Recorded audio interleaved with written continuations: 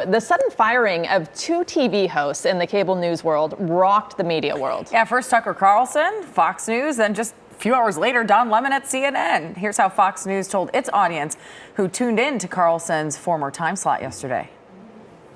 As you probably have heard, Fox News and Tucker Carlson have agreed to part ways. I wish Tucker the best. I'm great friends with Tucker and always will be. But right now, it's time for Fox News Tonight, so let's get started. Carlson's show has been the network's highest rated show on most nights. He's arguably one of the most influential TV personalities on cable news. So his termination was shocking to many, especially his loyal viewers. Brian Stelter of Vanity Fair says, quote, the reason Carlson was fired can be found somewhere in the redacted portions of the emails and texts that Dominion obtained during the discovery process in its lawsuit against Fox. We want to bring in Brian Stelter now. Thank you so much for joining us, Brian. We appreciate it. We want to talk about your article. You start with the biggest star in cable news did not get to give a proper goodbye, but will he go quietly into the night? What has your reaction been? I've never seen Tucker Carlson do anything quietly. That's why it's so weird that for the last 24 hours, ever since he was fired, he has not said a word. He must be out there plotting his next step and what he wants to say and do next. You know, if he launched a subscription video network or a Substack newsletter right now, he could get millions of subscribers right away. So he has a lot of power right now, but make no mistake, his power has been weekend. You know, it's shrinking all of a sudden because he lost his Fox platform. Right. His Fox platform was uniquely powerful, and it's going to be fascinating to see what he does next. So you talk about him, you know, going quietly into the night so far in these 24 hours. Was there some sort of settlement? Do you think that's what this signals, that he is staying quiet and that they couched it in those terms on the air? Right. Well, I've been told that he has hired the kind of infamous entertainment lawyer, Brian Friedman. He's the go-to guy in Los Angeles when you've got a thorny negotiation to do with the television network. Megyn Kelly, Chris Cuomo, others have called Friedman in the past. By the way, this is amazing. Don Lemon has also called in the same lawyer for help. So what that indicates to me is there is going to be a pretty complicated negotiation behind the scenes that has not happened yet about the terms of the exit of these two men. I think what's going to happen here is Fox is going to pay Tucker Carlson whatever he's owed for the rest of his contract. Maybe that's 10, 20, even maybe $30 million. And that's the kind of negotiation that's going to happen now because he was fired so swiftly, there wasn't time to have those talks beforehand. It's really interesting. I feel like I'm watching Succession in real time, in a real life version of it. You know, people yesterday, his fans are so loyal to him. They immediately went on all these social media platforms. And now we've heard, you know, you say a newsletter or something. I mean, I heard even maybe running for president or vice president. What do you really make of all this? How do you explain, you know, he is one of the most watched on one of the most watched cable networks to just be gone? Well, he's got this rare combination where some people love him, some people hate him, but, you know, there's an attraction from both sides, right? Whether you love or hate him, he has that appeal.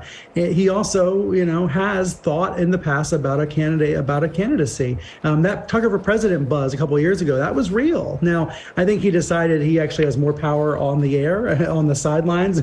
He has more power telling politicians what to do than actually being a politician.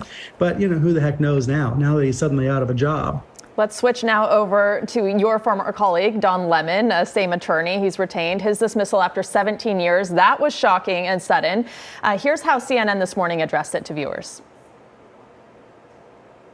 As you may have heard yesterday, CNN parted ways with anchor Don Lemon. In a statement, CNN CEO Chris Licht thanked Don for his contributions over the past 17 years, writing in part, "Don will forever be a part of the CNN family. We wish him well and we'll be cheering him on in his future endeavors." Absolutely. Of course, Don was a big part of this show over the last 6 months. He was one of the first anchors on CNN to have me on his show. That's something I'll obviously never forget. Well, Brian, you worked at CNN for quite some time. What's your reaction to that? You know, I think Don had been on thin ice for a while. I think he knew it. New management took over about a year ago. My show was canceled last August, and at the time there were rumors that Don Lemon might be next. He was, as we see there, moved to the morning show instead, but it did not gel. It did not work. I think almost everybody involved knew that it wasn't working very well. And so we don't know the exact reason why he was terminated, but I think it was probably an accumulation of many different things: controversies, self-inflicted wounds, low ratings, all that sort of noise, and maybe some political factors as well. And we just haven't heard all the details yet. I think this is a reminder, actually, in a kind of a funny way, about the enduring power of television news. You know, the ratings any single time for CNN are pretty low. Even Tucker Carlson only has 1% of America watching him. But the power of these shows comes from their reach and repetition. People, at the end of the day, even in a TikTok, Twitter age, when we can read all the news on our phones, people still want to watch people. They want to watch someone they think they can trust. Some people trust Tucker Carlson. A different group trusts Don Lemon. But that relationship through the screen, through the television, is really important. And, you know, all the people out there who doubted cable news, thought it was going away, think it's irrelevant, I think they've been proven wrong in the last couple of days. This shows the enduring power of television news. And Brian, we just have less than a minute here. Are these firings the end of an era in cable news, though? This Trump era, hyper-partisan, political cable news? Or are other people just going to fill their time slots and it will go on? You know, I'm tempted to say, yes, this is an end of an era. It is tempting to say, you know, those were the Trump years and it's over. The only reason we can't say that is because Donald Trump is right now the leading contender to be the nominee for president of the Republican Party again.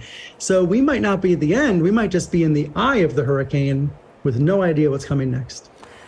Okay, well, some good cliffhanger. It's all fascinating to watch play out, and certainly has bigger implications for the media landscape. Brian, thank you so much for being with us. We appreciate it. And you can read Brian's article posted on VanityFair.com. It is fascinating. Thank you for being with us. KCAL 9 is now KCAL News. CBS News Los Angeles, your local news, streaming wherever, whenever.